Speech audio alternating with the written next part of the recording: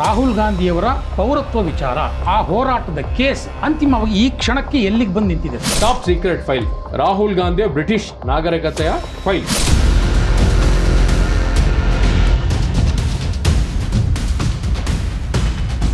ಇವರು ರಾಹುಲ್ ಗಾಂಧಿ ಅನ್ನೋರು ಬರೇ ವಿದೇಶಿ ಬ್ರಿಟಿಷ್ ಪ್ರಜೆ ಮಾತ್ರ ಅಲ್ಲ, ಬ್ರಿಟನ್ ಅಲ್ಲಿ ಹೋಗಿ ಅವರು ಮತ ಕೂಡ ಚಲಾಯಿಸಿ ಬಂದಿರೋರು.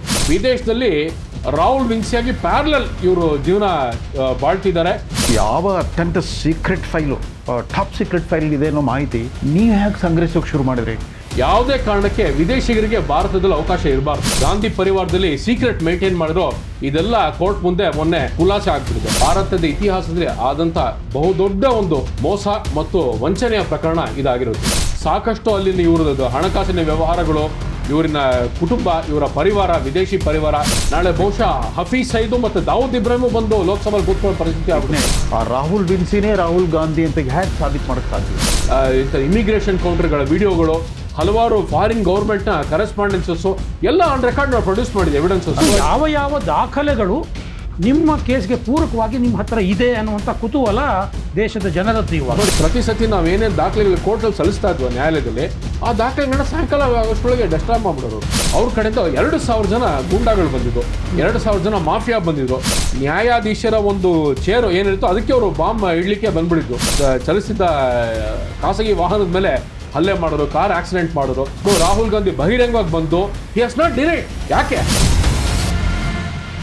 ಸ್ನೇಹಿತರೆ ನಮಸ್ಕಾರ, ಹೊಸದಿಗಂತ ಡಿಜಿಟಲ್ ಚಾನೆಲ್ಗೆ ಸ್ವಾಗತ. ಇವತ್ತು ದೇಶದಲ್ಲಿ 5 ರಾಜ್ಯಗಳ ಚುನಾವಣೆಗೆ ಭಾಳ ದೊಡ್ಡ ಮಟ್ಟದ ಪ್ರಚಾರ ನಡೀತಾ ಇದೆ.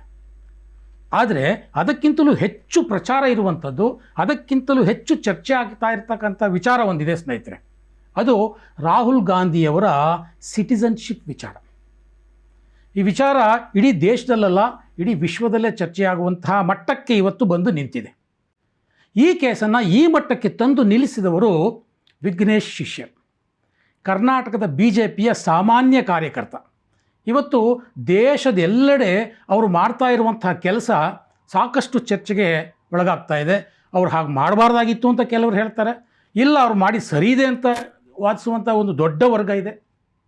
ಈ ಎಲ್ಲ ವಾದ ವಿವಾದಗಳ ನಡುವೆ ಸ್ವತಃ ವಿಘ್ನೇಶ್ ಶಿಶಿರ್ ಇವತ್ತು ನಮ್ಮ ಸ್ಟುಡಿಯೋದಲ್ಲಿದ್ದಾರೆ. ನಾನು ಅವರಿಗೆ ಸ್ವಾಗತವನ್ನು ಬಯಸ್ತೇನೆ. ನಮಸ್ಕಾರ ಸರ್. ನಮಸ್ಕಾರ.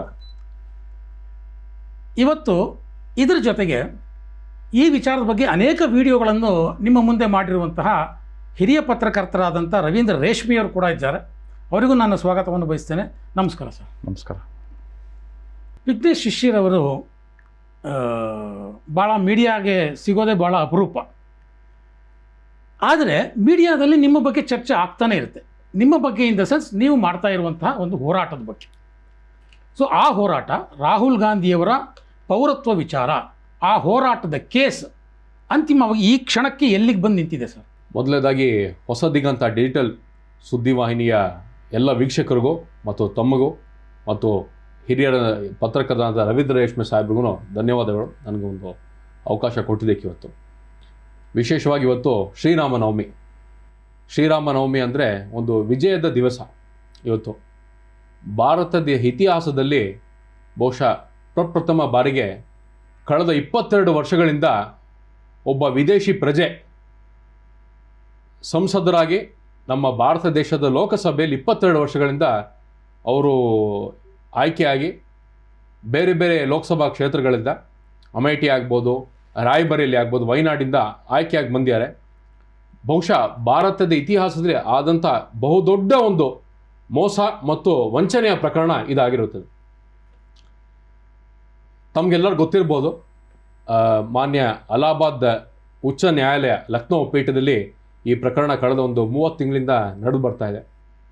ಭಾಳ ವಿಶೇಷವಾಗಿ ಏನಂದರೆ, ಮೊದಲನೇ ಬಾರಿಗೆ ಭಾರತದ ಇತಿಹಾಸದಲ್ಲೇ ಮೊದಲನೇ ಬಾರಿಗೆ ನೆಹರು ಅಥವಾ ಗಾಂಧಿ ಏನಿವ್ರು ತನಗೆ ಅವ್ರು ಕರ್ಕೊತಾರೆ, ಗಾಂಧಿ ಪರಿವಾರದ ಒಂದು ಸೀಕ್ರೆಟ್ ಫೈಲ್, ಟಾಪ್ ಸೀಕ್ರೆಟ್ ಗುಪ್ತ ಏನು ಫೈಲ್ ಇದೆ, ಫಸ್ಟ್ ಟೈಮ್ ಇತಿಹಾಸದಲ್ಲಿ ಅದು ಮಾನ್ಯ ನ್ಯಾಯಾಲಯದ ಉಚ್ಚ ನ್ಯಾಯಾಲಯದ ಆದೇಶದಿಂದ ಕೋರ್ಟ್ ಮುಂದೆ ಬಂತು. 19 ಮಾರ್ಚ್ 2026ಕ್ಕೆ ಟಾಪ್ ಸೀಕ್ರೆಟ್ ಫೈಲ್, ರಾಹುಲ್ ಗಾಂಧಿಯ ಬ್ರಿಟಿಷ್ ನಾಗರಿಕತೆಯ ಫೈಲ್. ಬಹುಶಃ 1970 ಅವರ ಜನ್ಮ ದಿನಾಂಕದಿಂದ ನೆನ್ನೆವರೆಗೂ ಏನೇನು ಆಗುವಗಳು ಆಗಿದೆ ಆ ಪ್ರಕರಣದಲ್ಲಿ ಅಷ್ಟು ಆ ಗೌಪ್ಯವಾದಂಥ ಫೈಲ್ ಒಳಗೆ ಇತ್ತು. ನಾನು ಮೊದಲನೇದಾಗಿ ನನ್ನ ಭಾರತ ದೇಶದ ಯಶಸ್ವಿ ಪ್ರಧಾನಮಂತ್ರಿಗಳಂತ ಶ್ರೀ ನರೇಂದ್ರ ಮೋದಿ ಅವರು ಮತ್ತು ಮಾನ್ಯ ಶ್ರೀ ಅಮಿತ್ ಶಾ ಅವರು, ಭಾರತ ದೇಶದ ಗೃಹ ಸಚಿವರವರಿಗೆ ನಾನು ನನ್ನ ಹೃದಯದಿಂದ ಧನ್ಯವಾದಗಳನ್ನು ಹೇಳಲು ಬಯಸ್ತಾ ಇದ್ದೀನಿ. ಆಮೇಲೆ ಜೀವನ ಪರ್ಯಂತ ನನ್ನ ಕೊನೆ ಉಸಿರಿರುವುದು ನಾನು ಅವ್ರಿಗೆ ಋಣಿಯಾಗಿರ್ತೀನಿ. ಯಾಕಂದರೆ ಇಷ್ಟು ದೊಡ್ಡ ಒಂದು ಪ್ರಕರಣದಲ್ಲಿ ಮಾನ್ಯ ಅಲಹಾಬಾದ್ ಉಚ್ಚ ನ್ಯಾಯಾಲಯದ ಲಕ್ನೋ ಪೀಠದ ಆದೇಶದ ಮೇರೆಗೆ ಅವರು ಟಾಪ್ ಸೀಕ್ರೆಟ್ ಫೈಲ್ನ ಕ್ಲಿಯರ್ ಮಾಡಿ ಮಾನ್ಯ ನ್ಯಾಯಾಲಯದ ಮುಂದೆ ಕಳಿಸ್ಕೊಟ್ಟಾರೆ. ಯಾಕೆಂದರೆ ಅವರು ಹೇಳ್ಬೋದಾಗಿತ್ತು ನಮ್ಮ ಹತ್ರ ಯಾವುದೇ ದಾಖಲೆ ಇಲ್ಲ, ನಮ್ಮ ಹತ್ರ ಮಾಹಿತಿ ಇಲ್ಲ ಅಂತ. ಬಟ್ ಭಾರತ ಸರ್ಕಾರ, ಮೋದಿ ಸರ್ಕಾರದ ಝೀರೋ ಟಾಲರೆನ್ಸ್ ಪಾಲಿಸಿ, ವಿದೇಶಿ ವಲಸಿಗರಿಗೆ ಝೀರೋ ಟಾಲರೆನ್ಸ್ ಪಾಲಿಸಿ, ಇಲ್ಲೀಗಲ್ ಫಾರಿನರ್ಸ್ಗೆ ಝೀರೋ ಟಾಲರೆನ್ಸ್ ಪಾಲಿಸಿ, ಅದನ್ನ ನಾನು ಅಪ್ರಿಷಿಯೇಟ್ ಮಾಡ್ತೀನಿ. ಯಾಕಂದರೆ ಒಬ್ಬ ಭಾರತೀಯ ಜನತಾ ಪಾರ್ಟಿಯ ಕಾರ್ಯಕರ್ತನಾಗಿ, ರಾಷ್ಟ್ರೀಯ ಸ್ವಯಂ ಸೇವಕ ಸಂಘದ ಸ್ವಯಂ ಸೇವಕನಾಗಿ ಯಾವುದೇ ಕಾರಣಕ್ಕೆ ವಿದೇಶಿಗರಿಗೆ ಭಾರತದಲ್ಲಿ ಅವಕಾಶ ಇರಬಾರ್ದು. ಯಾಕಂದ್ರೆ ನಮ್ಮ ದೇಶದ ಸಂಪತ್ತು ನಮ್ಮ ದೇಶದ ಜನಕ್ಕೆ ಹೋಗಿ ಸೇರಬೇಕು ಹೊರತು ವಿದೇಶಿಗರು ಸತತವಾಗಿ ಸಾವಿರಾರು ವರ್ಷ ನಮ್ಮ ದೇಶ ಲೂಟಿ ಮಾಡಿ ಮಾಡಿ ಎತ್ಕೊಂಡೋಗಿ ಅವ್ರವ್ರ ದೇಶನ ಉದ್ಧಾರ ಪಡಿಸ್ಕೊಂಡು ಹೊರತು ನಮ್ಮ ದೇಶದ ಜನಕ್ಕೆ ನಮ್ಮ ದೇಶದ ಸಂಪನ್ಮೂಲಗಳಿಗೆ ಒಂದು ಅವಕಾಶ ಸಿಗೋ ಸಾಧ್ಯತೆಗಳು ಇರಲಿಲ್ಲ. ಈ ಎಂಥ ಪ್ರಕರಣ ಈ ಸತಿ ಆಗಿದೆ ಅಂದರೆ, ಕಳೆದ 22 ವರ್ಷದಿಂದ ಮಾನ್ಯ ರಾಹುಲ್ ಗಾಂಧಿಯವರು ಅವರು 1994-1995 ಬ್ರಿಟಿಷ್ ಸಿಟಿಸನ್ಶಿಪ್ ತೊಗೊಂಡಿದ್ದಾರೆ, ವಿದೇಶಿ ಪೌರತ್ವ, ಬ್ರಿಟಿಷ್ ಪೌರತ್ವವನ್ನು ತೊಗೊಂಡಿದ್ದಾರೆ. ಹಲವಾರು ಸತತ 30 ವರ್ಷಗಳಿಂದ ಟಾಪ್ ಸೀಕ್ರೆಟ್ ಇದೇನು ಇವರು ಗಾಂಧಿ ಪರಿವಾರದಲ್ಲಿ ಸೀಕ್ರೆಟ್ ಮೇಂಟೈನ್ ಮಾಡಿರೋ ಇದೆಲ್ಲ ಕೋರ್ಟ್ ಮುಂದೆ ಮೊನ್ನೆ 19 ಮಾರ್ಚ್ 2026ಗೆ ಖುಲಾಸೆ ಆಗ್ಬಿಟ್ಟಿದೆ. ಇವ್ರದ್ದು ಬಂಡವಾಳ ಬಯಲಾಗ್ಬಿಟ್ಟಿದೆ ಕೋರ್ಟ್ ಮುಂದೆ. ಇವರು ರಾಹುಲ್ ಗಾಂಧಿ ಅನ್ನೋರು ಬರೇ ವಿದೇಶಿ ಬ್ರಿಟಿಷ್ ಪ್ರಜೆ ಮಾತ್ರ ಅಲ್ಲ, ಬ್ರಿಟನ್ ಅಲ್ಲಿ ಹೋಗಿ ಅವರು ಮತ ಕೂಡ ಚಲಾಯಿಸಿ ಬಂದಿರೋರು. He has voted in British elections. ನಾನು ಅದಕ್ಕೆ ಹಲವಾರು ಬಾರಿ even after becoming member of parliament in India, he has declared himself as a British national in the company. 2024 August ನಲ್ಲಿ ಕೂಡ ಬಹುಶಃ ಚುನಾವಣೆ ಆದ್ಮೇಲೆ, ಮೊನ್ನೆ ಲೋಕಸಭೆ ಚುನಾವಣೆ ಆಮೇಲೆ ನಮಗೆ UK ಸರ್ಕಾರದಿಂದ ಮೇಲ್ ಬಂತು, ನೀವು ಹೇಳ್ತಾರೋ ರಾಹುಲ್ ಗಾಂಧಿ ಅನ್ನೋರು ನಮ್ಮ ಪ್ರಜೆ, ನಮ್ಮ ಸಿಟಿಸನ್ಶಿಪ್ ರೆಕಾರ್ಡ್ಸ್ ಅವ್ರ ಹೆಸರಿದೆ ಅಂತ. ಇದಕ್ಕಿಂತ ಇನ್ನೇನು ಸಾಕ್ಷ್ಯಾಧಾರಗಳು ಬೇಕು ಈ ಪ್ರಕರಣದ ಒಂದು. ಆಮೇಲೆ ಸಾಮಾನ್ಯ ಜನರು ಏನ್ ತಿಳ್ಕೊಂಡಿರೋ, ಬಹುಶಃ ಇವರು ಈ ಪ್ರಕರಣ ಬರೀ ಇವರ ವಿದೇಶಿ ಪೌರತ್ವಕ್ಕೆ ಸಂಬಂಧಪಟ್ಟಿದಂತ ಅಲ್ಲ, ವಿದೇಶದಲ್ಲಿ ರಾಹುಲ್ ವಿನ್ಸಿಯಾಗಿ ಪ್ಯಾರಲಲ್ ಇವರು ಜೀವನ ಬಾಳ್ತಿದ್ದಾರೆ. ಸಾಕಷ್ಟು ಅಲ್ಲಿನ ಇವ್ರದ್ದು ಹಣಕಾಸಿನ ವ್ಯವಹಾರಗಳು, ಇವರಿನ ಕುಟುಂಬ, ಇವರ ಪರಿವಾರ, ವಿದೇಶಿ ಪರಿವಾರ ಎಲ್ಲದ್ರ ಬಗ್ಗೆ CBI Central Bureau of Investigation disproportionate asset ಕೇಸ್ದು ಕಂಪ್ಲೇಂಟ್ ಕೊಟ್ಟಿದ್ದೀನಿ ನಾನು ಲಕ್ನೋನಲ್ಲಿ. ಸುಮಾರು ಒಂದು 6-7 ತಿಂಗಳಾಗಿದೆ ಈಗ ಆ ಪ್ರಕರಣ ಬಂದು CBI head quarters Delhi aunty corruption 2 ಬ್ರಾಂಚ್ಗೆ ವರ್ಗಾವಣೆಗೆ ಅಲ್ಲಿ ತನಿಖೆ ನಡೀತದೆ. ಬಹಳ ಮುಖ್ಯ. ಇದೇನು ಸಾಮಾನ್ಯ ಸಾರ್ವಜನಿಕರು ನೋಡ್ತಾ ಇದ್ದಾರೆ, ಈ ಪ್ರಕರಣ ಬರೀ ಟಿಪ್ ಆಫ್ ದ ಐಸ್ಬರ್ಗ್ ಅಷ್ಟೇ. ಸ್ಟಾರ್ಟಿಂಗ್ ಇವ್ರದ್ದು ವಿದೇಶಿ ಪೌರತ್ವದ ಬಗ್ಗೆ ಪ್ರಕರಣ. ಎರಡನೇದು ಬಹಳ ಮುಖ್ಯ ವಿಷಯ ನಾನು ಹೇಳಕ್ ಬಯಸ್ತೀನಿ ಅಂದರೆ, ಭಾರತ ದೇಶದ ಕೇಂದ್ರ ಚುನಾವಣಾ ಆಯೋಗ, election commission of India, first ಒಂದು ಅಫಿಡವಿಟ್ ಸಲ್ಲಿಸಲಿಕ್ಕೆ ಎಲ್ಲ ಕ್ಯಾಂಡಿಡೇಟ್ಗೂ ಹೇಳಬೇಕು, ಮುಂದಿನ ಯಾವ್ಯಾವ ರಾಜ್ಯಗಳ ಚುನಾವಣೆ ಹಾಗೂ ಕೇಂದ್ರ ಲೋಕಸಭಾ ಅಥವಾ ರಾಜ್ಯಸಭಾ ಚುನಾವಣೆ ಈ ಥರ ಯಾವುದೇ ಕಾರಣಕ್ಕೆ ನಮ್ಮ ಹತ್ರ ವಿದೇಶಿ ಪೌರತ್ವ ಇಲ್ಲ ಅಂತ ಹೇಳಬೇಕು. ಇಲ್ಲದೆ ಹೋದ್ರೆ ಏನಾಗ್ಬಿಡುತ್ತೆ, ನಾಳೆ ಬಹುಶಃ ನಿಮಗೆ ಅನ್ನಿಸ್ಬೋದು ಎಷ್ಟು ಸೀರಿಯಸ್ ವಿಷಯ. ಇವತ್ತು 543 ಜನ ಟೋಟಲ್ ಲೋಕಸಭಾ ಮೆಂಬರ್ಸು, ಅದ್ರಲ್ಲಿ ಮೆಜಾರಿಟಿ ಯಾವ್ದಾದ್ರು ಸರ್ಕಾರ ರಚನೆ ಮಾಡಬೇಕು, 272 ಮೆಂಬರ್ಸ್ ಬರಬೇಕು ಅವ್ರಿಗೆ. 272 ಜನ ಫಾರಿನರ್ಸ್ ಬಂದು ನಾಳೆ ನಮ್ಮ ಲೋಕಸಭೆಯಲ್ಲಿ ಕೂತ್ಕೊಂಡ್ಬಿಟ್ಟು ಎಲ್ಲೂ ಹೋಗುತ್ತೆ ನಮ್ಮ ದೇಶ. ಈ ಥರ ಪ್ರಕರಣ ಆದರೆ ನಾಳೆ ಬಹುಶಃ ಹಫೀಜ್ ಸೈದು ಮತ್ತು ದಾವೂದ್ ಇಬ್ರಾಹಿಮು ಬಂದು ಲೋಕಸಭೆಯಲ್ಲಿ ಕೂತ್ಕೊಳ್ಳೋ ಪರಿಸ್ಥಿತಿ ಆಗುತ್ತೆ. ವಿಘ್ನೇಶ್, ನಮ್ಮ ಹೊಸದಿಗಂತ ಸುದ್ದಿವಾಹಿನಿಯ ವೀಕ್ಷಕರಿಗೆ ನೀವು ಭಾಳ ಚಿರಪರಿಚಿತ ಹೆಸರು. ಈಗ ಇವತ್ತು ಪ್ರತ್ಯಕ್ಷರಾಗಿದೆ. ನೀವು ಒಬ್ಬ ವಿದೇಶಿ ಪ್ರಜೆ ಗೆಲ್ತಿದ್ದಾರೆ. ಈ ವಿದೇಶಿ ಪ್ರಜೆ ರಾಹುಲ್ ಗಾಂಧಿ ಅವ್ರು ಪಂಡಿತ್ ಜವಾಹರ್ಲಾಲ್ ನೆಹರು ಅವರ ಬರಿ ಮೊಮ್ಮಗ, ಇಂದಿರಾ ಗಾಂಧಿಯವರ ಮೊಮ್ಮಗ, ರಾಜೀವ್ ಗಾಂಧಿಯವರ ಮಗ. ಅಂಥವ್ರು ನೀವು ವಿದೇಶಿ ಪ್ರಜೆ ಅಂತ ಈ ದುಸ್ಸಾಹಸಕ್ಕೆ ಯಾಕೆ ಕಡಿದ್ರೆ? ಅದು ಏಕಾಂಗಿಯಾಗಿ ನಿಮ್ಮ ಪಕ್ಷ ಅಥವಾ ನಿಮ್ಮ ಸರ್ಕಾರ ಯಾರೂ ನಿಮ್ಮ ಬೆಂಗಾವಲಿಗೆ ಇರಲಿಲ್ಲ. ಆಮೇಲೆ ಯಾವ ಅತ್ಯಂತ secret file, top secret file ಇದೆ ಅನ್ನೋ ಮಾಹಿತಿ ನೀವು ಹೇಗೆ ಸಂಗ್ರಹಿಸೋಕೆ ಶುರು ಮಾಡಿದ್ರಿ? ಯಾಕಂದ್ರೆ ನಾನು ಗಮನಿಸ್ತಾ ಇದ್ದೀನಿ, ಸುಮಾರು ಈಗ 2024ರಿಂದ ನೀವು ಮೊದಲು PIL ಅಂತ ಅಲಹಾಬಾದ್ ಹೈಕೋರ್ಟ್ಗೆ ಹೋದ್ರಿ. ಅವರು ಅದನ್ನು ರಾಯ್ಬರೇಲಿ MP MLA ನ್ಯಾಯಾಲಯಕ್ಕೆ ಕಳಿಸಿದ್ರು. ಅವ್ರು ನಮ್ಮ ಕೈಲಿ ಅಲ್ಲಿ ಗಲಾಟೆ ಆಗುತ್ತೆ ಅಂತ ಅಂದ್ಬಿಟ್ಟು ಮತ್ತೆ ಲಕ್ನೋಗೆ ಬಂದ್ರಿ. ಆ ಲಕ್ನೋ MP MLA ನ್ಯಾಯಾಲಯ ಕೈ ತೊಳ್ಕೊಂಡ್ಬಿಡ್ತು, ನಮ್ಗೆ ಈ ಪೌರತ್ವವನ್ನು ನಿರ್ಧರಿಸೋ ಅಧಿಕಾರ ನಮ್ಮ ಅಧಿಕಾರಕ್ಕೆ ಬರಲ್ಲ ಅಂತ ಹೇಳ್ಬಿಟ್ರು. ಈಗ ಮತ್ತೆ ಈ ಕೋರ್ಟಿಗೆ ಬಂದ್ರಿ. ಇಷ್ಟೆಲ್ಲ ಮಾಡಲಿಕ್ಕೆ ನಿಮ್ಗೆ ಏನು ಪ್ರೇರೇಪಣೆ, ಏನು ಎಲ್ಲಿಂದ ಬಂತು? ನೋಡಿ ಸರ್, ಹಿಂದಿಲೊಂದು ಪದ ಇದೆ, ಪೈದಲ್ ಸಿಪಾಹಿ ಅಂತ. ನಾನು ಮಾನ್ಯ ಶ್ರೀ ನರೇಂದ್ರ ಮೋದಿ ಮತ್ತು ಕೇಂದ್ರ ಸಚಿವರಾದಂಥ ಗೃಹ ಸಚಿವರಂಥ ಶ್ರೀ ಅಮಿತ್ ಶಾ ಅವರ ಫುಟ್ ಸೋಲ್ಜರ್ ಪೈದಲ್ ಸಿಪಾಯಿ. ಯಾಕಂದ್ರೆ ಏನಾಗಿದೆ, ಕಳೆದ 12 ವರ್ಷದಲ್ಲಿ ಇಡೀ ಭಾರತ ದೇಶದ ಒಂದು ಇತಿಹಾಸ, ಬಹುಶಃ ದೇವಮಾನವರು ಅಂತ ಹೇಳಲಿಕ್ಕೆ ನಾನು ಪದ ಕಮ್ಮಿ ಆಗ್ಬೋದು, ವಿಶ್ವಗುರು ದೇವಮಾನವರು ನರೇಂದ್ರ ಮೋದಿ, ಇಡೀ ಭಾರತ ದೇಶದ ಇತಿಹಾಸ ಮತ್ತೆ ಭಾರತ ದೇಶ ಔಟ್ಲುಕ್ ಚೇಂಜ್ ಆಗಿ ಇಂಟರ್ನ್ಯಾಷನಲ್ ಫೋರಮ್ನಲ್ಲಿ ಯಾವತ್ತೂ ನಾ ಭೂತೋ ನಾ ಭವಿಷ್ಯತ್ ಈ ಥರ ಒಂದು ಪ್ರಧಾನಮಂತ್ರಿಗಳು ನಾನು ನೋಡಿದ್ದಿಲ್ಲ. ಒಬ್ಬ ಸಾಮಾನ್ಯ ಕಾರ್ಯಕರ್ತನಾಗಿ ನನ್ನ ಕೈಯಿಂದ ಆಗಿದಷ್ಟು ಇಷ್ಟಾಗುತ್ತೋ ಅಷ್ಟು ಸಾಧ್ಯ ನಾನು ಮಾಡಿದ್ದೀನಿ ಪ್ರಕರಣದ ಒಂದು. ಎರಡನೇದು, ಪ್ರತಿ ಸತಿನೂ ನಮ್ಮ ದೇಶ ಮುಂದೆ ಬರ್ಬೇಕಾದ್ರೆ ಕೆಲವು ಪಟ್ಟುಭದ್ರ ಹಿತಾಸಕ್ತಿಗಳು, ವಿದೇಶಿ ಹಿತಾಸಕ್ತಿಗಳು, ವೆಸ್ಟರ್ನ್ ಇಂಟ್ರೆಸ್ಟ್ ಅಂತ ನಾವೇನು ಹೇಳ್ತೀವಿ ಇಂಗ್ಲೀಷ್ನಲ್ಲಿ, ಅವ್ರು ನಮ್ಮ ದೇಶ ಎಲ್ಲಿ ಮುಂದೆ ಬಂದ್ಬಿಡುತ್ತೋ ಅಂತ ಪ್ರತಿ ಸತಿ ಫಾರಿನ್ ಇಂಟೆಲಿಜೆನ್ಸ್ ಏಜೆನ್ಸಿ ಆಗ್ಬೋದು, ಡೀಪ್ ಸ್ಟೇಟ್ ಆಗ್ಬೋದು, ಬಹುಶಃ ಪೋಖ್ರಾನ್ ಅಣು ನ್ಯೂಕ್ಲಿಯರ್ ಟೆಸ್ಟ್ ನಾವು ಮಾಡಿದಾಗ ಹೆಂಗೆ CIA ನಮ್ಮ ಇಂಡಿಯಾ ವಿರುದ್ಧ ಕೆಲಸ ಮಾಡ್ತಿತ್ತು, ಹೆಂಗೆ ನಮ್ಮ RNAW, ಹೆಂಗೆ ನಮ್ಮ IB, ಹೆಂಗೆ ನಮ್ಮ ಮಿಲಿಟರಿ ಇಂಟೆಲಿಜೆನ್ಸು ನಮ್ಮ ದೇಶನ ನ್ಯೂಕ್ಲಿಯರ್ ಪವರ್ ಮಾಡಿ ಅದನ್ನ ನಿಲ್ಲಿಸ್ತು ಅಂತ ಅದೊಂದು ಉದಾಹರಣೆ ಅಷ್ಟೇ. ಆ ಥರ ನಮ್ಮ ಒಂದು ಯಶಸ್ವಿ ಪ್ರಧಾನಮಂತ್ರಿ ನಮ್ಮ ದೇಶ ವಿಕಸಿತ ಭಾರತ 2047 ಅವರು ಪ್ಲಾನ್ ಹಾಕಿ ನಮ್ಮ ದೇಶ ಉದ್ಧಾರ ಆಗಬೇಕು, ಮುಂದೆ ಹೋಗಬೇಕು, ಒಂದು $10 ಟ್ರಿಲಿಯನ್ ಎಕಾನಮಿ ಮಾಡ್ತಿರ್ಬೇಕಾದ್ರೆ ಫಾರಿನ್ ಇಂಟ್ರೆಸ್ಟ್ ಯಾರುತ್ತೆ ಡೀಪ್ ಸ್ಟೇಟು, ಅವ್ರು ನಮ್ಮ ದೇಶನ ಹಿಂದೆ ಎಳಿಬೇಕು, ನಮ್ಮ ದೇಶ ಹಿಸ್ಟ್ರಿಲಿ ವಾಪಸ್ ಹೋಗ್ಬೇಕು ಅಂತ ವೆಸ್ಟರ್ನ್ ಇಂಟ್ರೆಸ್ಟ್ ಪ್ಲಾನ್ ಮಾಡ್ತಿದ್ರು. ಆ ವೆಸ್ಟರ್ನ್ ಇಂಟ್ರೆಸ್ಟ್ನ ಒಂದು ಭಾಗ ರಾಹುಲ್ ಗಾಂಧಿ. ಈಗ ನಾನು ಒಂದು ನೇರ ಪ್ರಶ್ನೆ ಮಾಡಲಿಕ್ಕೆ ಇಚ್ಛೆ ಪಡ್ತೀನಿ. ಮಾತಿಗೆ ಇವರು ವೋಟ್ ಚೋರಿ ಅಂತ ಹೇಳಿದ್ರು ಯಾರು, ರಾಹುಲ್ ಗಾಂಧಿ. ಸಾಕಷ್ಟು ಪ್ರೆಸ್ ಕಾನ್ಫರೆನ್ಸ್ ಮಾಡಿದ್ರು. ಬಹುಶಃ ಅವರ ಇಡೀ ಪ್ರೆಸ್ ಕಾನ್ಫರೆನ್ಸ್ ಅಲ್ಲಿ ಒಂದು 50% ಕರ್ನಾಟಕದ್ದೇ ವೋಟರ್ ಲಿಸ್ಟ್ ಆಗಿತ್ತು. ಒಂದು ಬ್ರೆಜಿಲಿಯನ್ ಮಹಿಳೆ, ಅವರು ಬ್ರೆಜಿಲ್ನಲ್ಲಿ ಯಾರೋ ಆಕ್ಟರ್ ಆಗಿದ್ರು, ಅವ್ರ ಬಗ್ಗೆ ಕರ್ಕೊಂಬಂದು ತೋರಿಸಿದ್ರು. ಇವರು ನೋಯ್ಡಾದಲ್ಲಿ ಇವ್ರದ್ದು ವೋಟರ್ ಲಿಸ್ಟ್ ಅಲ್ಲಿ ಫೋಟೋ ಇದೆ ಅಂತ. ಸ್ವಾಮಿ, ನಿಮ್ ಬಗ್ಗೆ ನೀವು ಹೇಳಿ. ರಾಹುಲ್ ಗಾಂಧಿ, ಬ್ರಿಟಿಷ್ನಲ್ಲಿ ವೋಟರ್ ಲಿಸ್ಟ್ ಅಲ್ಲಿ ನೀವು ವೋಟ್ ಹಾಕಿರ್ಲಪ್ಪ, ನೀವು ಹೇಳಿ ನಿಮ್ ಬಗ್ಗೆ. ನೀವ್ ಯಾಕೆ ನಿಮ್ ಬಗ್ಗೆ ಮಾತಾಡ್ತಿಲ್ಲ? ಇವತ್ತು ತನಕ ಬಹುಶಃ 30 ತಿಂಗಳಿಂದ ಒಂದು ಸತಿನೂ ಅವರು ರಾಹುಲ್ ಗಾಂಧಿ ಬಹಿರಂಗವಾಗಿ ಬಂದು he has not denied that he is not a British national. He has not denied that he has never voted in elections in UK. ಯಾಕೆ? Why silence? ಒಂದ್ಸತಿ ಬಂದು ಹೇಳ್ಬೋದಿಲ್ಲ. ಒಂದು ವಿಷಯ ಹೇಳ್ತೀನಿ ರೇಷ್ಮೆ ಸಾಹೇಬ್ರೆ ಮತ್ತೆ ಸ್ವಾಮಿ ಸಾಹೇಬ್ರೆ, ಈ ಕೇಸು ನಾವು 30 ತಿಂಗಳಾದ್ಮೇಲೆ it has gone beyond the personal denial or personal self certification of Rahul Gandhi. ಅವರು ಸ್ವತಃ ಬಂದು ನ್ಯಾಯಾಲಯದ ಮುಂದೆ ನಾನು ಬ್ರಿಟಿಷ್ ನಾಗರಿಕ, ನನ್ನ ಪೌರತ್ವ ನಂಗೆ ಇಲ್ಲ ಅಂತ ಹೇಳಿದ್ರು ಯಾರು ನಂಬೋ ಸ್ಥಿತಿ ಇಲ್ಲ. ಯಾಕಂದ್ರೆ ಅಷ್ಟು ದಾಖಲೆಗಳು, ಸಾವಿರಾರು ಪುಟಗಳ ದಾಖಲೆಗಳು, ಹಲವಾರು ಅವರ್ಗಟ್ಲೆ ಇಂಥ ಇಮಿಗ್ರೇಷನ್ ಕೌಂಟರ್ಗಳ ವಿಡಿಯೋಗಳು, ಹಲವಾರು ಫಾರಿನ್ ಗೌರ್ಮೆಂಟ್ನ ಕರೆಸ್ಪಾಂಡೆನ್ಸಸ್ ಎಲ್ಲ ಆನ್ ರೆಕಾರ್ಡ್ ನಾವು ಪ್ರೊಡ್ಯೂಸ್ ಮಾಡಿದೆ ಎವಿಡೆನ್ಸಸ್. ಆದ್ರೆ ನೀವು ಸರ್ಕಾರದ ಯಾವುದೇ ಗೃಹ ಇಲಾಖೆಗೆ ಸಂಬಂಧಪಟ್ಟ ಅಧಿಕಾರಿನೂ ಅಲ್ಲ, ನೌಕರನೂ ಅಲ್ಲ, ಏನೂ ಅಲ್ಲ. ಈ ರಾಹುಲ್ ಗಾಂಧಿ ಹೆಜ್ಜೆ ಗುರುತುಗಳನ್ನ 1993-94 ಅವರು ಬ್ರಿಟಿಷ್ ಪೌರತ್ವ ಪಡೆದಾಗಿನಿಂದ ಮಾಹಿತಿ ಸಂಗ್ರಹಿಸ್ತಾ ಬಂದ್ರಿ. ಯಾವ RT ಆ್ಯಕ್ಟು, ಯಾವ ಆ್ಯಕ್ಟು, ಯಾವ ರೀತಿ ನೀವು ಇದನ್ನ ಸರ್ ಏನು ಹೋರಾಟ ಮುಂದುವರ್ಸ್ಕೊಂಡು ಬಂದಿದ್ರಿ ಸರ್? ಯಾವ ಸಾಧ್ಯಗಳು ಎಲ್ಲ ಆ್ಯಕ್ಟಲ್ಲಿ ನಮಗೆ ಮಾಹಿತಿಯನ್ನು ತೊಗೊಂಡಿದ್ದೀವಿ. ಒಂದು. ಎರಡನೇದೇನಿದೆ ಭಾಳ ಮುಖ್ಯ ಈ ಪ್ರಕರಣದ ಬಗ್ಗೆ ಅಂದರೆ, ಮುಂಚೆ ನನಗೊಂದು 10-15 ವರ್ಷದಿಂದ ಒಂದು ಅನುಭವ ಇತ್ತು. ಕೇಂದ್ರ ಸರ್ಕಾರದ ಗುಪ್ತಚರ ಕೆಲವು ಇಲಾಖೆಗಳು ಮತ್ತು ಕೆಲವು ತನಿಖಾ ಸಂಸ್ಥೆಗಳ ಜೊತೆ ನನ್ನ ಒಡನಾಟ ಇತ್ತು. ಅವ್ರ ಜೊತೆ ನಾನು ಒಂದಿಷ್ಟು ಸಹಾಯ ಮಾಡ್ತಿದ್ದೆ, ಈ ಕಂಪ್ಲೇಂಟ್ ಕೊಡೋದು, ಇನ್ಫಾರ್ಮೇಷನ್ ಮಾಹಿತಿ ಕೊಡೋದು ಬಾತ್ಮೀದಾರರಾಗಿ. ಆ ಒಂದು ಎಕ್ಸ್ಪೀರಿಯನ್ಸಿಂದ ಭಾಳಷ್ಟು ಮಾಹಿತಿ ನಮಗೆ ವಿದೇಶದಿಂದ ತರಿಸ್ಕೊಳ್ಳೋಕೆ ಭಾಳ ಈಸಿ ಆಯ್ತು ನನಗೆ. ಯಾಕಂದ್ರೆ ಏನಾಗಿದೆ, ಇವತ್ತು ಬಹುಶಃ ಒಂದು ಮಾತು ನಾನು ಹೇಳಕ್ಕೆ ಇಚ್ಛೆ ಪಡ್ತೀನಿ. UK ಸರ್ಕಾರದ ಪ್ರಧಾನಮಂತ್ರಿಗಳು ಕೂಡ ಕರ್ನಾಟಕದ ಅಳಿಯ, ಅವರು ಬೆಂಗಳೂರಿನ ಅಳಿಯ.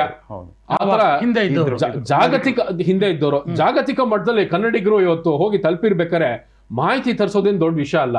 The entire world has become A global village. ಒಂದು. ಎರಡನೇ ಭಾಳ ಮುಖ್ಯವಾದ ವಿಷಯ ಅಂದರೆ, ಹಿಂಗೆ ಇವರು ಈ ಮಾಹಿತಿನ ಕಳೆದ 30 ವರ್ಷದಿಂದ ಮುಚ್ಚಿಟ್ಟಿದ್ರು ಟಾಪ್ ಸೀಕ್ರೆಟ್ ಆಗಿ. ಗಾಂಧಿ ಪರಿವಾರ ಆಗಿರ್ಬೋದು, ಸತತವಾಗಿ ಕೇಂದ್ರ ಸರ್ಕಾರ ಇದ್ದಲ್ಲ, ಗೃಹ ಇಲಾಖೆಯಲ್ಲಿ ಕೆಲವು ನೌಕರರಾಗಿರ್ಬೋದು, ಕೆಲವು IAS ಆಫೀಸರ್ಸ್, ಬ್ಯೂರೋಕ್ರಸಿ ಆಗಿರ್ಬೋದು, ಮುಚ್ಚಿಟ್ಬಿಟ್ಟಿದ್ರು ದಾಖಲೆಗಳನ್ನ. ನಮಗೆ ಇವರು ದಾಖಲೆಗಳನ್ನ ನಾಶಪಡಿಸಿದ್ದು, ಪ್ರತಿ ಸತಿ ನಾವೇನೇನು ದಾಖಲೆಗಳು ಕೋರ್ಟಲ್ಲಿ ಸಲ್ಲಿಸ್ತಾ ಇದ್ವು ನ್ಯಾಯಾಲಯದಲ್ಲಿ, ಆ ದಾಖಲೆಗಳನ್ನ ಸಾಯಂಕಾಲ ಅಷ್ಟರೊಳಗೆ ಡೆಸ್ಟ್ರಾಯ್ ಮಾಡಿಬಿಡೋರು. ಈಗ ನೀವು ದಾಖಲೆಗಳ ಬಗ್ಗೆ ಮಾತಾಡ್ತಿದ್ದೀರಾ. ವಿಚಾರಣೆಯ ಸಂದರ್ಭದಲ್ಲಿ ಕೇಂದ್ರ ಸರ್ಕಾರ ಕೂಡ ರಹಸ್ಯವಾಗಿ ದಾಖಲೆಗಳನ್ನು ಸಬ್ಮಿಟ್ ಮಾಡಿದೆ ಕೋರ್ಟ್ಗೆ. ಅದನ್ನ ನೋಡುವಂತ ಅವಕಾಶ ನಿಮಗೆ ಅಧಿಕೃತವಾಗಿ ಕೋರ್ಟ್ ಕೂಡ ಕೊಟ್ಟಿದೆ. ಯಾವ ದಾಖಲೆಗಳು ನಿಮ್ಮ ಕೇಸ್ಗೆ ಪೂರಕವಾಗಿ ನಿಮ್ಮ ಹತ್ರ ಇದೆ ಅನ್ನುವಂಥ ಕುತೂಹಲ ದೇಶದ ಜನರದ್ದು. ನೋಡಿ, ಒಂದು ಹಂತದ ತನಕ ನಾನು ಹೇಳಬಲ್ಲೆ. ಯಾಕಂದ್ರೆ ಮಾನ್ಯ ನ್ಯಾಯಾಲಯದಿಂದ ನನಗೆ ಮೌಖಿಕವಾಗಿ ಒಂದು ಆದೇಶ ಕೊಟ್ಟಿದ್ದಾರೆ. ಸಾರ್ವಜನಿಕರು ಹಿತಾಸಕ್ತಿ ಇರೋದ್ರಿಂದ ಪಬ್ಲಿಕ್ ಇಂಟ್ರೆಸ್ಟ್ ಒಂದು ಹಂತದ ಮಾಹಿತಿ ತಾವು ತಿಳಿಸ್ಬೋದು ಸಾರ್ವಜನಿಕರಿಗೆ ಅಂತ ಮಾನ್ಯ ಅಲಹಾಬಾದ್ ಉಚ್ಚ ನ್ಯಾಯಾಲಯದ ಲಕ್ನೋ ಪೀಠದಿಂದ ನನಗೆ ಒಂದು ಮೌಖಿಕ ಆದೇಶ ಬಂದಿದೆ. ಈ ಕೇಸ್ ರಾಹುಲ್ ಗಾಂಧಿ ಬ್ರಿಟಿಷ್ ಪ್ರಜೆ ಮತ್ತು ರಾಹುಲ್ ಗಾಂಧಿ ಒಬ್ಬ ಬ್ರಿಟಿಷ್ ವೋಟರ್ ಅವ್ರು ಆಗಿರೋದಂತ ಆ ಮಟ್ಟಕ್ಕೆ ನಾನು ತಮಗೆ ಮಾಹಿತಿ ಕೊಡ್ಬೋದು. ಯಾಕೆ ಈ ಮೂಮೆಂಟ್ಗೆ, ಯಾಕಂದ್ರೆ ಫೈನಲ್ ಇದರಲ್ಲಿ ಆದೇಶ ನ್ಯಾಯಾಲಯದಿಂದ ಬಂದಿಲ್ಲ. ಆಮೇಲೆ ಬಹಳಷ್ಟು ರಹಸ್ಯ ಗೌಪ್ಯ ಮಾಹಿತಿಗಳು ಈ ಫೈಲ್ ಅಡಗಿರೋದ್ರಿಂದ ಭಾರತದಲ್ಲಿ ನಾಳೆ ಅತಿ ದೊಡ್ಡ ಲಾ ಅಂಡ್ ಆರ್ಡರ್ ಪ್ರಾಬ್ಲಮ್ ಉಂಟಾಗ್ಬೋದು ಅಂತ ಕೇಂದ್ರ ಸರ್ಕಾರದಿಂದನೂ ಗೃಹ ಇಲಾಖೆಯಿಂದ ಮಾಹಿತಿ ಇದೆ ಮತ್ತು ನನಗೂ ತಿಳಿದು ಬಂದಿದೆ. ಯಾಕಂದ್ರೆ ಹಲವಾರು ಫಾರಿನ್ ವಿದೇಶಿ ಇಂಟೆಲಿಜೆನ್ಸ್ ಏಜೆನ್ಸಿ ಆಗಿರ್ಬೋದು, ಹಲವಾರು ಫಾರಿನ್ ಡೀಪ್ ಸ್ಟೇಟ್ ಆಗಿರ್ಬೋದು, ಜಾರ್ಜ್ ಸೊರೋಸ್ ಅವರ ಗ್ಯಾಂಗ್ ಆಗಿರ್ಬೋದು, ನನ್ನ ಮೇಲೆ ಸತತವಾಗಿ ಹಲ್ಲೆ ಮಾಡಲಿಕ್ಕೆ ಕಳೆದ 30 ತಿಂಗಳಿಂದ ಅವರು ಪ್ರಯತ್ನ ಪಡ್ತಾ ಇದ್ದಾರೆ. ಬಹುಶಃ ಇತಿಹಾಸದಲ್ಲಿ ಮೊದಲನೇ ಬಾರಿ ಈ ಥರ ಆಯಿತು. ರಾಹುಲ್ ಗಾಂಧಿ ಕೇಸ್ ನಾವು ವಿಶೇಷ MPMLA ನ್ಯಾಯಾಲಯದ ನಡೆಸ್ಬೇಕಾದ್ರೆ ರಾಯ್ಬರೇಲಿನಲ್ಲಿ ಅವ್ರ ಕಡೆಯಿಂದ 2,000 ಜನ ಗೂಂಡಾಗಳು ಬಂದಿದ್ರು, 2,000 ಜನ ಮಾಫಿಯಾ ಬಂದಿದ್ರು. ಅವರೆಲ್ಲ ಅಡ್ವೊಕೇಟಿನ ಒಂದು ವೇಷಭೂಷಣಗಳಲ್ಲಿ ಬಂದಿದ್ರು, ಕೋರ್ಟ್ ಒಳಗೆ ಕರಿಕೋಟ್ ಹಾಕೊಂಡು ಬಂದಿರೋ. ಪಾಪ ಜಡ್ಜ್ ಸಾಹೇಬ್ರಿಗೆ ಗೊತ್ತಾಗ್ಲಿಲ್ಲ. ಅವ್ರು ಕೇಳಿದ್ರು, ಯಾರು ನೀವೆಲ್ಲ ನಮ್ಮ ಬಾರ್ ಅಸೋಸಿಯೇಷನ್ ಅವ್ರೆ, ನೀವು ಅಲ್ವಲ್ಲ ರಾಯಬರೇಲಿ? ಯಾಕಂದ್ರೆ ಜಡ್ಜ್ ಅದು ದಿನನಿತ್ಯ ಗೊತ್ತಿರುತ್ತೆ ಯಾರು ಬಂದು ಪ್ರಾಕ್ಟೀಸ್ ಮಾಡ್ತಾವ್ರ ಮುಂದೆ ಅಂತ. ಜಡ್ಜು ಸ್ಪೆಷಲ್ ವಿಶೇಷ ಯಾರು MPMLA ಜಡ್ಜು ಸ್ವತಃ ಬೆಂಚ್ ಕೆಳಗೆ ಹೋಗಿ ಅಡಗಬೇಕಾಯ್ತು. ಅವ್ರು ಹೇಳಿದ್ರು, ನೀವು ಓಡೋಗಿ ದಯವಿಟ್ಟು ಹೆಂಗಾರೋ ನಿಮ್ಮ ಸೇಫ್ಟಿ ಮಾಡ್ಕೊಳ್ಳಿ ಅಂತ. ಮೊದಲನೇ ದಿವಸ ಬರೀ 500 ಜನ ಪೊಲೀಸ್ನವರಿದ್ದು UP ಪೊಲೀಸ್ ಕಡೆಯಿಂದ. ಎರಡನೇ ಹಿಯರಿಂಗ್ ನಡೆದಾಗ 12 ಡಿಸೆಂಬರ್ 2025ಕ್ಕೆ ನ್ಯಾಯಾಧೀಶರ ಒಂದು ಚೇರು ಏನಿರುತ್ತೋ ಅದಕ್ಕೆ ಅವರು ಬಾಂಬ್ ಇಡ್ಲಿಕ್ಕೆ ಬಂದ್ಬಿಡಿದ್ರು. ಕೇಂದ್ರ ಸರ್ಕಾರದ ಗುಪ್ತಚರ ಇಲಾಖೆಗಳಿಂದ ಮಾಹಿತಿ ಇದ್ಮೇಲೆ ಆ ಹಿಯರಿಂಗ್ ಅವತ್ತು ನಡೀಲಿಲ್ಲ. ಅದಾದ ನಂತರ ನಾವು ಲಕ್ನೋಗೆ ಹೋದ್ವಿ, ಅಲಹಾಬಾದ್ ಉಚ್ಚ ನ್ಯಾಯಾಲಯಕ್ಕೆ ಹೈಕೋರ್ಟಲ್ಲಿ ಬಂದು ರಿಕ್ವೆಸ್ಟ್ ಮಾಡಿದ್ವಿ, ನೀವು ಕೇಸ್ ಲಕ್ನೋ ಟ್ರಾನ್ಸ್ಫರ್ ಮಾಡ್ಕೊಳ್ಳಿ. ಅಲ್ಲಿ ತಿರ್ಗಾ ಸುಮಾರು 15 ದಿವಸ ಖುದ್ದಾಗಿ ನಾನು ಆರ್ಗ್ಯುಮೆಂಟ್ ಮಾಡಿದೆ ಕೋರ್ಟ್ನಲ್ಲಿ, petition in person special MPMLA court. 15 ದಿವಸ ಡೈಲಿ 5 ಡಿಗ್ರಿ ಚಳಿನಲ್ಲಿ ಲಕ್ನೋಲಿ ವಿಂಟರ್ ಕೋಲ್ಡ್ ವೇವ್ ಇದ್ದೂ 2,000 ಜನ ಪೊಲೀಸ್ನವ್ರು ಬಂದರು ಸ್ಪೆಷಲ್ MPMLA ಕೋರ್ಟ್ಗೆ.